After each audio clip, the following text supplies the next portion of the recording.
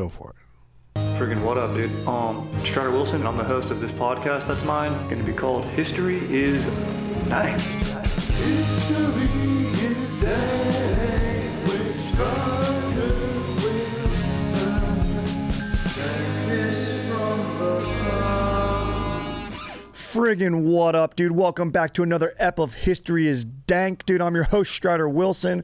We got Aaron going absolutely beast mode on the sticks, dude. What up, Aaron, dude? What up? Dude, I'm just freaking posted up right now. Very fired up to be back, dude. You know, we had a week off.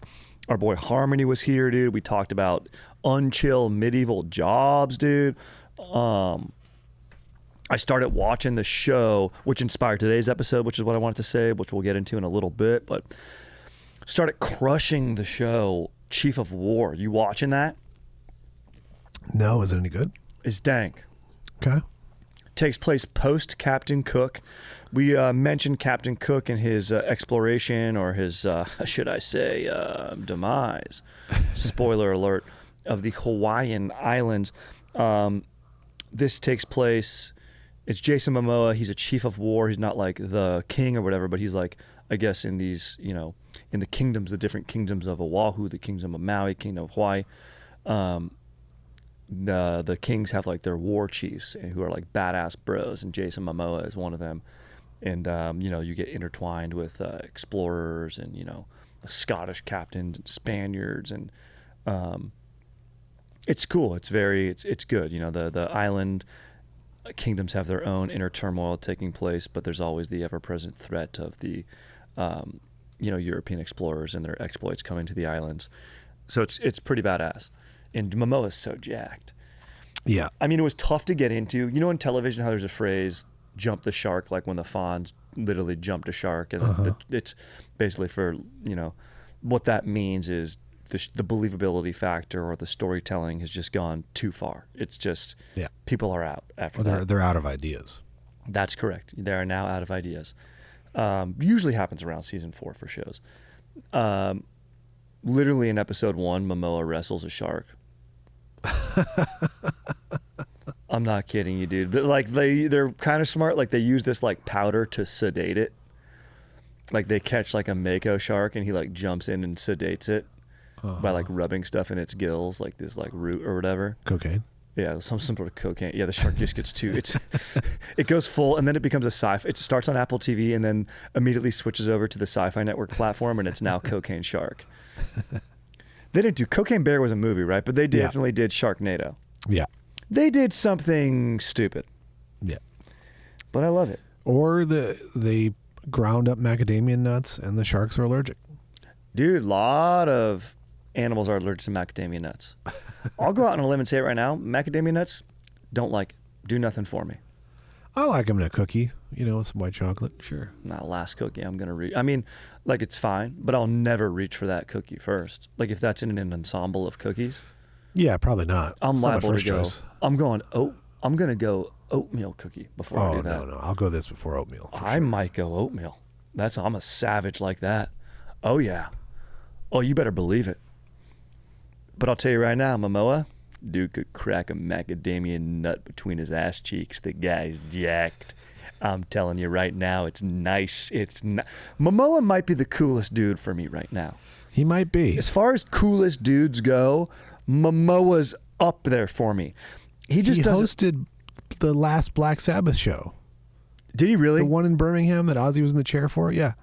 He hosted that. And then he was in the pit. That's all. Yeah, like I remember he was in the pit at like SoFi for Metallica. Like he bought a ticket for himself. Like, you know, it's an expensive ticket and the dude can afford it. He can afford it. But he just went as a fan. He's like, yeah, I'm a rich ass fan who enjoys this. I'm gonna go mosh, and just moshed down there. Yeah. And you got to love that the dudes in the pit respect it. Like So stay back. It's pretty badass, and I'm sure he can handle himself in the pit, dude. Yeah. So I love that. So speaking of badass stars, I want to start off with our first segment of the day today, and it's going to be a little bit of a recast it today, and leaning into our theme today, which is Castle, and of course, honoring and celebrating the late great Robert Redford. Yep. You know, R.I.P. Loved Robert Redford. Yeah. I would like to pick a film and also R.I.P. his co-star in this film, who he died, I mean, years ago now, but still, what a great actor, Gandolfini. Perhaps you've guessed the film at this point, The Last Castle. Mm-hmm. Doing a little bit of a recast it today. Now, if you've never seen The Last Castle, I've not seen it all the way through. dude, this is a dank movie. I honestly don't remember the ending, so I won't spoil it for you. But for you and our listeners, just to give you a little bit of a taste of what the hell I'm even talking about here, this isn't a medieval movie. We will be discussing medieval castle rules here in a little bit, but this is a prison movie. You gotta love a good prison movie. You know, Shawshank. This is a good movie for dads. You know, Sci-Fi Channel does movies for stressed out dads. They're like, my life is so busy. I have so much stuff happening. I just need brain candy. I need sharks swimming through the city just to take me out of my life. But Last Castle's for those dads who are like, look, I want a good movie right now. It's Friday night. Kids are in bed. I'm going to crack open, my one IPA for the, weekend. And I want to watch something nice. Last Castle's right there. Shawshank's right there. Maybe, your son or your kid's watching it with you and you can look and go, this is a good movie. You might learn something thematically from this. You have Robert Redford, who stars in this action drama as General Irwin. Now, he's a respected 3-star tactician general. You got to like that. His career ends in disgrace. He gets court-martialed. I don't remember why, but something that doesn't, he probably did something honorable, but like maybe he probably denied orders. He defied orders, yeah. Yeah. And he gets put in a maximum security military prison. And the guy there is a schmoll Colonel James Gandolfini. One of those guys who's not a tactician, one of those guys who's never experienced a foreign battlefield, but runs his prison with an iron fist. He even kills prisoners when he deems it necessary, which I always thought was like, I'm like, would he really get away with that? But this is a movie. And then Irwin, who's just a natural born leader, Robert Redford, he ends up leading the prison in a revolt against Gandolfini, who's known as Colonel Winter.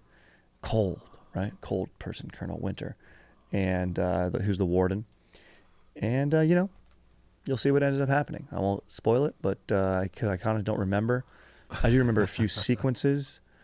They've got some good characters in the film who, even the guards, or he even moves the warden's soldiers who are like, oh, dude, look, I do have to follow this guy's orders, but, Robert Redford, he's so jacked and handsome and cool and honorable. How am I not going to follow this guy? So just a good-ass prison movie. So the big dudes you got to recast here would be, who's your new Robert Redford, who, when this movie came out, this was 2001. I believe Robert Redford passed at 89, so that's about 24 years ago. So you need a dude in his 60s who you believe is a 3-star general. And then Gandolfini was probably in his 40s, who played just like a, schmoll, dickhead warden. I'm thinking for your Redford role, who's like an age? I mean, probably you always get Brad Pitt and Redford together. Yeah. But I want someone with a little bit. They worked together a few times. Yeah. I want someone with a little bit more grit. John Hawkes is probably too wily. You need someone with a little. I mean, you could get Denzel. Yeah. I'd like that. That could work for me. Who are these guys? For the warden, actor in their 40s, playing like an annoying, uptight guy, like a good villain who you just kind of love to hate. I mean, I got my pick. I'm just trying to find a good photo of him. I used to have a photo of him on deck, if that reminds you of anybody. You used to have a photo of him on deck? I used to bring him up on the show all the time. Where are you? Shia LaBeouf.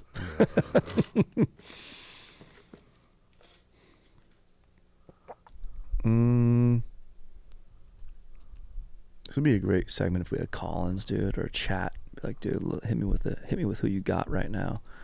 I gotta tell you right now, I'm thinking to myself, I want him to be American. For some reason, I'm thinking Fassbender. He's like 50, maybe a little too young. I don't mind him as the warden. No, as the general.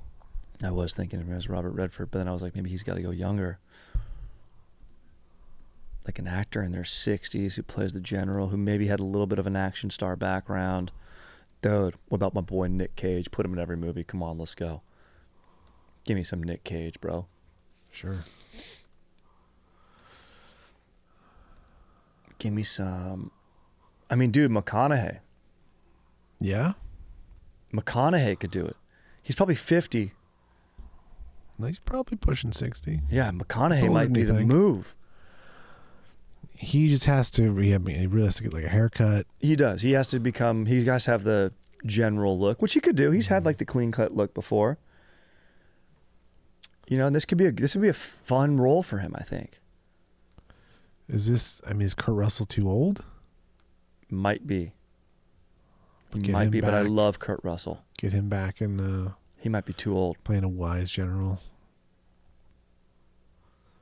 He might be too old to rally the troops. You're never too old, man. We can't put that out there in the ether. So my pick for the warden, history is dank, legend, Michael Stolbarg. Oh, yeah, you love this guy. Yeah, he would be good. This guy, oh, look at that face. Dude, he'd be great as the warden. Yeah. He'd be great. You know what would also be good, and I thought of it while I was looking for this? Michael Shannon. Shannon would be incredible, dude. As the warden? Yeah. Put Shannon in as the warden 1,000%. Yeah. 1,000% Shannon as the warden, opposite our boy McConaughey. Have they been in a movie together? Were they in that movie Mud together? I think they might have been. Shannon might have been the cop. Maybe. I love that Shannon pick. That just got me stoked. See, sometimes you just know. Sometimes you see it and you know. I mean, Shannon and Fassbender, dude. Fassbender as the aging general, although he's probably not old enough. He has to be noticeably older than Shannon. Fassbender's just not quite old enough. Oh, man, who could do it? Guy that we love. How old is Christian Bale now? Maybe not old enough. He could probably transform his body. The guy transformed his body enough. He's fluctuated weight. He could probably make himself 10 years older and then become 10 years younger for his next role. Dude, you know who could also be a really good warden? Or no. Oh, man. I was going to say Christoph Waltz, just because he's such a good villain, but I like the Shannon pick. Waltz is like a little bit too, like, worldly. We need Shannon. The guy's just oak. I love it. That just got me fired up. Yeah. That just got me unbelievably fired up, dude. So good. All right. Cruising right along to our next segment. Just sharing a little bit of stuff that has stuck with me through the ages. Quotes that float out there in the ether. This segment that we just call core memories. You never really know why they stick with you, but they do. And, you know, you just think back to yourself, like, why do I remember this core memory so much? And this one was actually a good, funny prank. I'm kind of breaking the rules of my own segment, but it's a genius move. And, you know, in carpool, you know, growing up, I think I've even done the history of carpooling here. And I may have shared this story on there. I can't quite remember. Probably not, though it is a core memory, so I could have. My buddy Robert, one time, we were carpooling home from our basketball. This was like an NJB youth basketball. Maybe it was our freshman basketball team. I don't remember exactly, but I remember him taking us to his neighborhood for the very first time. And my dad was driving, and Robert was giving us directions. This is way before MapQuest or any of that type of stuff where you just plug in the address and be able to go. And he's like, you know, as a kid, he doesn't know street names. He just knows like landmarks. And we're like, dude, where the hell do you live, bro? We're kind of teasing him. And he was a genius, and he got back at us. Took us to his neighborhood and took us in an entrance and had us make a right and then a left and then another right, and then you circle back around, and we drove like all the way through his neighborhood, and we finally got to his house. And then we look at him and we go, me and my dad, we go, dude, how the hell are we going to get out of here? How do we get out of here? And he just goes, oh, you just go out and make a right. And we just started laughing. We're like, dude, you could have easily just taken us in that way. To get to your house, it was just, we got in and made a left. And so he had a savage maneuver. He punished us with this long route. And I remember, instead of getting angry, we both go, damn it, I respect this kid. I respect this kid, because we harassed him. We're like, dude, you don't know where you live, because he had a tough time figuring out like how to get from the gym to back to his house. And we had to be like, oh, what area is it? He's like, oh, just head towards like Salt Creek Beach. I live around there. Oh, okay, fine. We'll head towards there. Then he goes, oh yeah, I knew like some landmarks. Okay, there's the fire station. And it just ended up working perfectly, because he didn't know anything. And we realized once he got to his neighborhood, there was a certain point, and we never put it together, where he did know where he was. And at that point, he was fucking with us, and he was in control. Very good. Very good. Since then, we've cut him out of our life. It's pretty wild. Good call. Yeah, you can never trust a guy like that. Nah, he's a good dude. I used to party with him a lot in college, dude. Good guy, bro. Actually works for an investment firm now. He's one of my finance dudes. I should say one of. He's my only finance guy. I don't have big finances. I just thought of my recast it for Redford. I love that you got this. This is what I'm talking about, Aaron. This is what I was hoping. This is why I went into that segment quicker, so that you would come up with some gold. You've already nailed the Michael Shannon's the warden. Tom Cruise. Bro. That's the general. That's such a good fucking call. See, I knew there was just going to be someone that's right there. Yeah. And this is a perfect Cruise role as he ages, because he needs to rally the troops. Like, there's younger guys who take the stunts and the action work, and Tom Cruise is going to run at some point. This movie's going to run down a prison. He's going to run down a hallway at some point. Yep. Long corridor. But that's a great call. Yep. I love that so much. Like a star, he's a perfect movie star. This is still sort of action oriented. Give him his gray hair from Collateral. Great call. Let's do it. Great call. Looking dignified as the colonel. Disgraced. General. Yeah, you're 3-star general. You're right. Looking disgraced. The warden is the colonel. You're right. I would go see the shit out of that movie. Yeah. If it was a remake, I'd see the shit out of that movie. It will be intense. There's no question about it. No question. Honor. Can honor go too far? That's the trailer. And yeah, it can. Honestly, I think it can. In ancient Greek days, they did a lot of stupid shit for honor. Which brings us to our next segment, the crux of our episode. Weird things people do. Tom Crux. Tom Crux. Yes, it's Tom Crux. It's a good guy who just does Tom Cruise impersonation. Jim Karaoke, Tom Crux. He just comes, and I don't know what he would do. He would just, yeah, ha, hoo, ha, ha, take his shades down. Woo! Sorry about that, Spike. Sorry, listeners. Wake up if you're not already woken up. Okay, so today we're doing weird castle rules. This is primarily in Europe, England, Wales, those type of areas.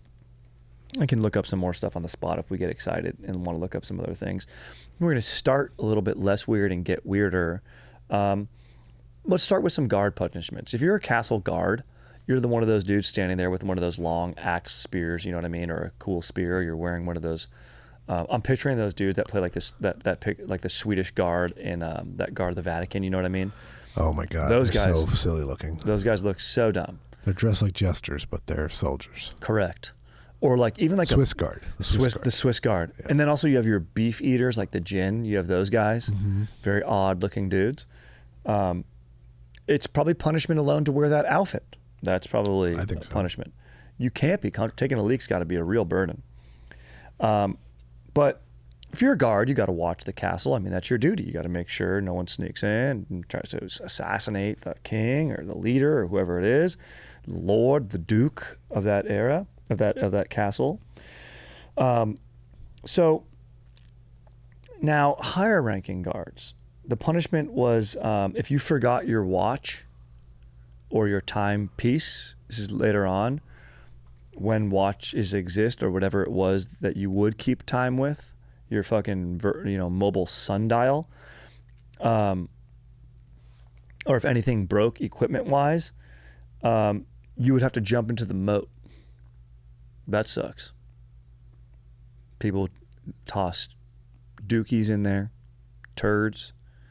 It's not clean water. Oftentimes you could get severely injured because they put like spikes and shit down there for when other armies are invading. So you could, if you didn't know where to jump in, you could get a spike up your ass. That would suck. You could do, if anyone was caught, you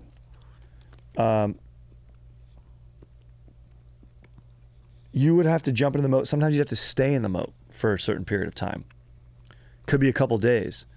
And sometimes they would lessen it. They'd go, okay, double time, but you have to go into the prison stocks. Or would you rather just be out here in the moat, but for a couple days? I don't know what I'm picking. It's a quick way to get a parasite. I was going to say, you might get a parasite. Something would swim up your weenie hole, your weenie shaft. Something might swim up it. What movie is that where they're like at the Amazon, they're like, don't take a piss in this water. So I think it's like a Vietnam movie. Like something will crawl up your dick and kill you in a week's time. Just sounds pretty badass. Now, just for various rules that they would break in the castle, and this took place outside the castle, but I just like this stuff of its trial by ordeal. A lot of times what they do is they would just take stones and stack them on you. This was what they would do maybe for more religious stuff, like if you don't want to commit to their god or whatever it is, or like if you're heresy or something like that. They would just stack stones on you. That would suck, and you'd end up slowly getting crushed to death, unless you say, all right, dude, fine, my bad. Then they'll take them off of you. But another trial by ordeal, and this is just to determine innocence, where they're like, hey, look, we don't know if you're guilty of what you did. Like, we didn't see you scaling a wall, but we don't like the vibe of the crime that you did. Someone said you stole something. We can't prove that you stole something. So we have to leave it up to a higher power to decide whether you are innocent or not. Therefore, we will do a trial by ordeal. And what they would do, speaking of parasites and infections, is they would take a red hot iron and they'd burn you. Just go ahead, maybe on your back, maybe depending on the severity of how much stuff was stolen, maybe they would put it on your gooch. Maybe they would do it on your chest, or maybe they would want to put it somewhere visible so someone could see that you did. Maybe on your face even, sometimes, depending. And they would see if it healed cleanly within 3 days, or if you took infection after that. If it got infected, you guessed it, that meant you're innocent, and then in that case, you get ganked. But if it healed clean, they'd go, okay, all right, good. Which part of me, I have a theory of that where I'm like, if you're a piece of shit, and sometimes this is very isn't correct. Obviously, trial by ordeal is the wrong thing to do. But there's some guys who are just weaselly, and they might get an infection a little bit easier. And so there probably is some instances where trial by ordeal kind of got it right. Did you say Weasley? Yeah. Ah, there you go.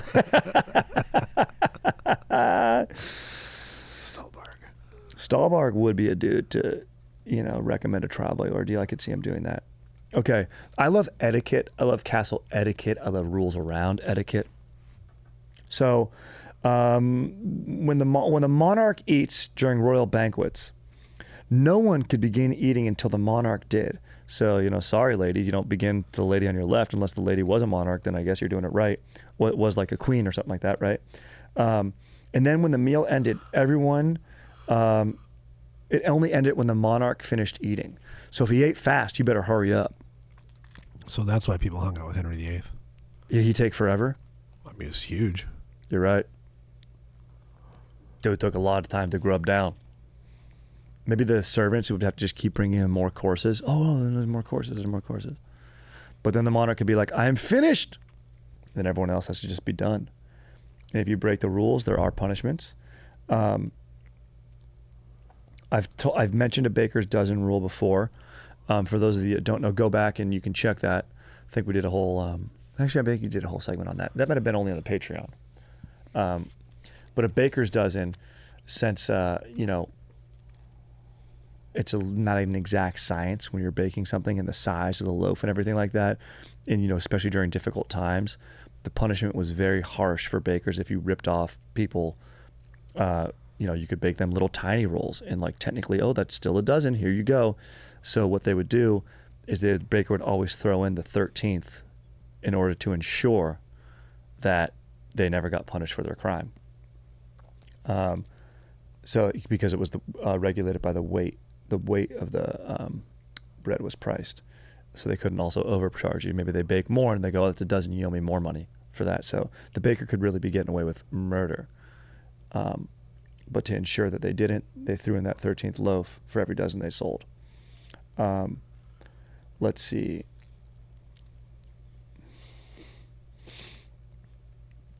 Nah, that was a stupid one. Okay, etiquette and social rules. Fashion crimes.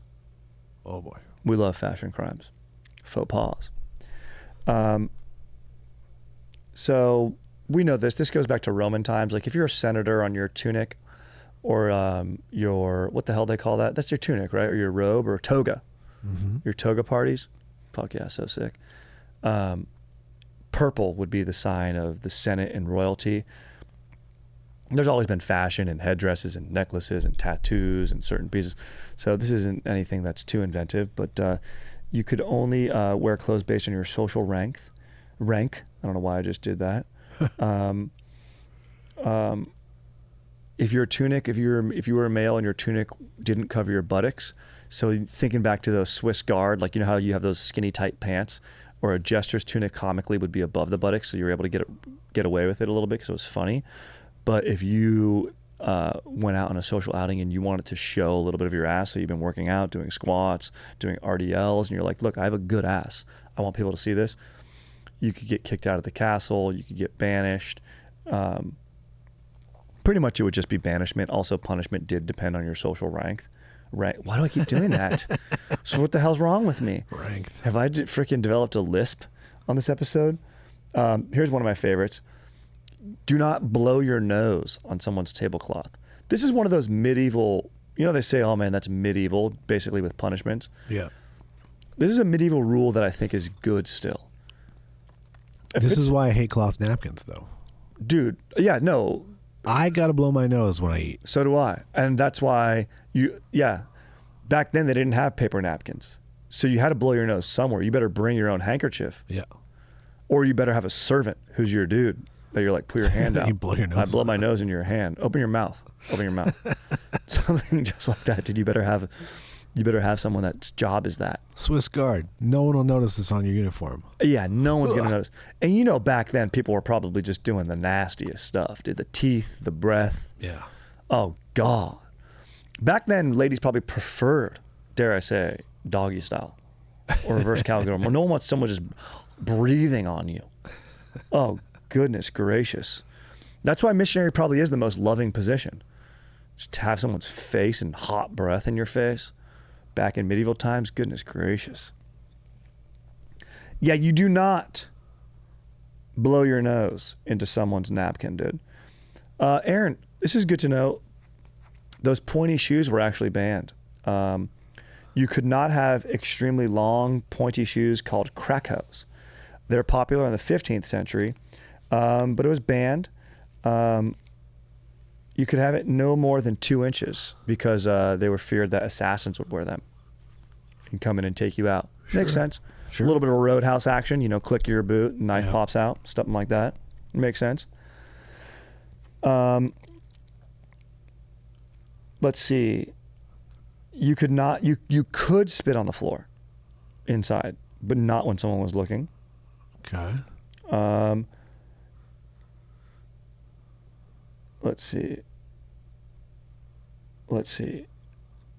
There's something that has to do with that. The fact that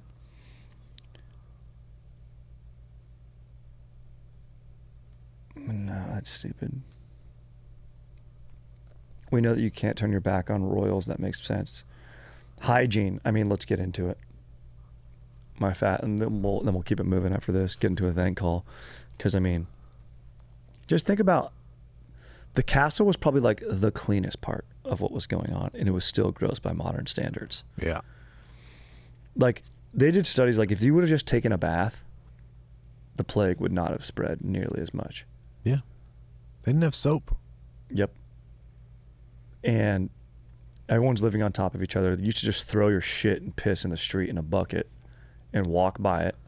Yep. Very, very common sense style stuff. That all of a sudden, like, people have been living in tribes and communities for a long time, and then all of a sudden we have cities and we just think, nah, yeah, it's fine. I'm just going to throw this shit out there. Granted, there were like night soilmen who would come out and collect it and all that, and there was like a job for it, and then take it to the fields and use it as fertilizer. There was like, it kind of just didn't sit there all the time. But still, it's like, bro, we can do better, can't we? And cholera and other outbreaks and the plague made people do better. Yeah, I just think that anyone who wants to travel back in time, just be prepared for the smells. Mm-hmm. A lot of smells. Heat and humidity. People and places. Now, this was the gong farmer. This isn't a dude. This wasn't like the dude that, you know, an Imagine Dragons dude just carries, like the roadie who carries around the Imagine Dragons gong. No, it's not that guy, dude. This is a gong farmer was hired to clean out the cesspits beneath the toilets. Oof. Yeah. So that's bad. You get paid well, though. Thank God. I mean, is it enough? Never enough. Let's see. Now, let's see. This one's moths. So sometimes the gong, this is disgusting. I think this is a stupid thing to do, but this is what they did. So moths would get in and eat the cloth, right? Moths, turns out, smartly don't like the smell of shit. Where are people in ancient castles in the chutes going down to the cesspits that got cleaned out by the gong farmers? Most times the closet and where clothes were kept were closest to those chutes, so the shit smell would get up and into the clothes to keep the moths out. So people were literally walking around smelling like shit on purpose. Ugh. Bro. And then you got to go to a ball and just, you're dancing with someone, dude. Maybe that's where the phrase, you're the shit, came from. Potentially. Dude, you're the shit. You smell terrible, but you're the dude. That means that you have a castle. It means that you have no moths in your clothes. Might be the etymology that we might have cracked the code. We might have cracked the code on that here today. That's my theory. I'm going to write an essay on that. This upsets me. We talked about this in the episode that we did on the 13th Warrior, when I forget the name of the dude that Antonio Banderas' character is based on, and it starts with like an F, but he's witnessing the Vikings in the morning using a wash bowl, and they're all using the same wash bowl to clean their faces off, use as mouth, and then blow their nose into, and then they pass it around. I'm like, why would you ever do that? There's more different water out there. Stop using the same wash bowl. It makes me want to throw up. They would use a single wash bowl in medieval castles and in strongholds. In higher class households, it was a shared wash bin would be brought to the dinner table for guests to wash their hands before and after meals. That's what they do. The Vikings do that too. I mean, I get there's efficiency, but bro, go change it out. Antonio Banderas says Ahmed Ibn Fadlan. I knew there was an F in there, yeah. Guy was a beast. So these are just some stupid medieval castle, I suppose just more customs and rules.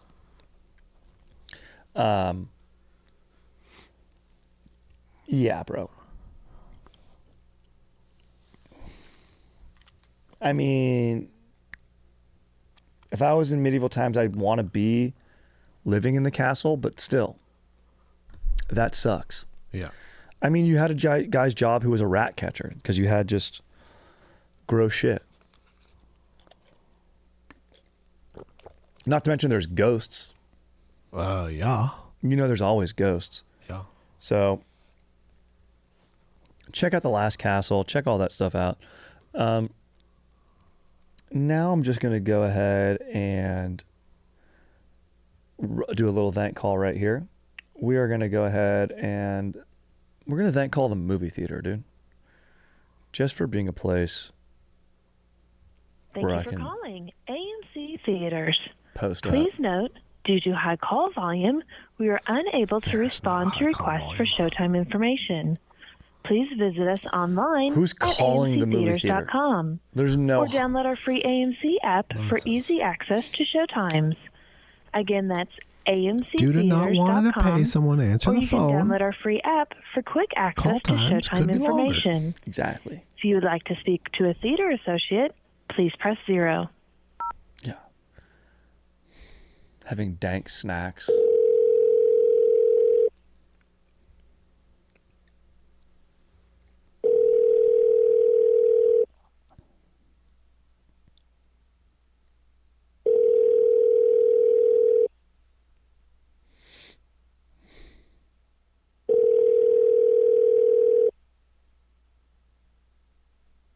I'm going to thank them for having $7 water bottles. It's a power move for when I go on my date.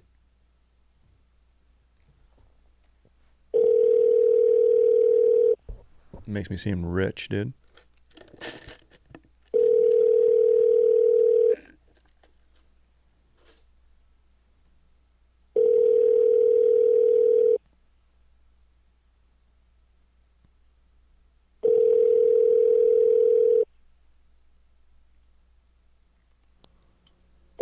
No one's ever going to answer. I don't think so. Thanks for your patience. We are either assisting other guests or you have reached us after hours. If you are calling regarding a refund for an upcoming performance, No, dude. No, I'm not calling regarding that. Let me see if I can call a different movie. I need like a smaller movie theater, dude. Yeah. No. We're sorry, no one can pick up. The only one here are the castle ghosts. Exactly, dude. Just a bunch of ghosts. thank you for calling AMC Theaters. This is a different one. Please note, due to high call volume, No. we are unable to respond to requests for showtime information. Please visit us online at They're probably going to give me the same thing. I'm not even going to try them. That's the AMC Town Center 8. That's the small one. Okay, here we go. This is a good one. This one might pick up here. Thank you for calling. Thank you for calling AMC Theaters. This is Please run by note, AMC. due to high This is call Universal volume, City. we are unable. Dude, AMC runs every... I didn't realize that was an AMC. Yeah. Universal City, yeah. Oh, here. Let's call Lemley, dude. There you go. Lemley's a little bit more bespoke. Nice theater. Thank you for calling Lemley Theaters. For the New Hall Theater in Santa Clarita, press 2. For the Claremont Theater, Claremont, press 3. For the Monica Film Center in Santa Monica, press 4. For the NoHo Theater in North Hollywood, press 5. For the Yeah. For showtimes, press 1. For directions You see how and parking sophisticated this guy's information, voice press is? 2. For pricing and discounts, press 3. Hmm. For refunds and ticket changes, press 4. For frequently asked questions, press 5. For a spooky riddle, press 6. To speak to the next available theater staff, press 0. Yes, If thank you've- you, sir. Thank you, sir. Thank you for calling. Lemley's NoHo. Please hold while I try to connect you. I should speak like that, man. When I talk to him, I will speak like this. I've never done a thank call where I've spoken very properly. Lemley NoHo 7, this is April. May I help you? Yes, April, how are you? My name is Strider. I was in there to see a film last week, The Walk, Stephen King's film. I really enjoyed it thoroughly. We did not have that here, so you weren't at this location. I think you must be calling someplace else. Oh, you might be correct. This is the Lemley in North Hollywood. Ah. Nonetheless, I'd like to thank you for your really just putting films out there for people to come see, because I think it's so important for the theaters to be active, and I really appreciate you showing films, and I love to go alone and just get a good snack and really take in the film. So sorry I called the wrong theater. That's okay. Well, thank you very much. I'm glad you enjoyed. I'm so angry that we didn't get that film here. We wanted it so bad, but they didn't. They gave it to the new hall in Santa Clarita, but that we didn't get it here. I was kind of a little angry about it, but yeah, I wanted to see that one. Yes. It was supposed to be a great film. Sometimes, man, that does make me angry too. Do you have the new Paul Thomas Anderson film, One Battle After Another? It opens tonight. We have a 7:00 show tonight, and then we have a full run starting tomorrow at 1, 4, and 7 p.m. Excellent. I'll see that. One of my favorite things to do is when I'm feeling angry is to go see a film alone and just step out of my own element and be taken and transported to a different time and place. So I appreciate that you do that for me. Oh, good. Well, we look forward to seeing you and come. I hope P.T. Anderson movies do really well here. He's a local boy, so he lives here in the Valley. So his films generally do really well for us. I can't wait. Thank you so much, and thank you for having a good space. And just because I am generally such an angry guy, I do mutter to myself. Sometimes I frighten my family. I will tend not to mutter during the film. I'll keep my speak to a minimum, but I might mutter. Okay, no problem. We'll see you soon. Thank you so much. Looking forward to it. Bye-bye. All right. Bye. Bye. Dude, that lady was the best, dude. She was. I did go see that movie at a different theater. Mm-hmm. I saw it at the Galleria, District 1, dude. Friggin' Rick Caruso's Galleria, and District 1 for Hunger Games. And I was like, they gotta have it there. She was so funny. We do not have that film. Stop. Let me stop you right there. Yeah, she goes, no. What a great lady, though, dude. Yeah. That was great, dude. Just great vibes. Honestly, I am really excited to see that PTA movie. I think I love PTA. Dude, he might be one of my favorite directors, bro. I love all his movies. Aaron, you're going to say you don't like him. I don't love them all. I actually don't love all his movies. Some of his movies are very unfun. Like Magnolia, I don't want to rewatch, but like it's good. Yeah. Philip Seymour Hoffman also is Nights. I mean, Boogie Nights is all time. I love There Will Be Blood. I love that movie. I really love it. It's very intense, but I love it. I love The Master. No, you know what? Actually, now that we're talking about a lot of his filmography, I didn't like The Master, but I respect so many of his movies. I would say this, visually, like he's kind of like on the point of Spielberg for me, where like when I think of how something should look in a movie, or like when my brain, like if I read something in a book or like experience something and I'm like, oh man, who would I want to like shoot this and make it look the way it should look, right? Even though there's no should is probably the wrong word because there is no should, but I think Paul Thomas Anderson and Spielberg do that the best. Sure. Like I just love the way he makes stuff look and the way he shoots stuff. It just fucking makes sense in my little head. I would say no one does the tracking shot better than, I mean, maybe Scorsese and then my boy PTA. Yeah, maybe. You know? Hot take. Any case, thank you guys for listening, and thank all the Danktorians. Hey, write in with some suggestions. You know what I'm saying? Please, I'm happy to accommodate that. I'm always happy for. I have a big trip coming up to London and Paris, so I'm going to have some dank topics to talk about when I get back. That'll be as we approach the holidays, so looking forward to that. But of course, we'll have episodes before then. And until then, stay stoked, and we'll freaking check you guys later, dude. Check you later. Late.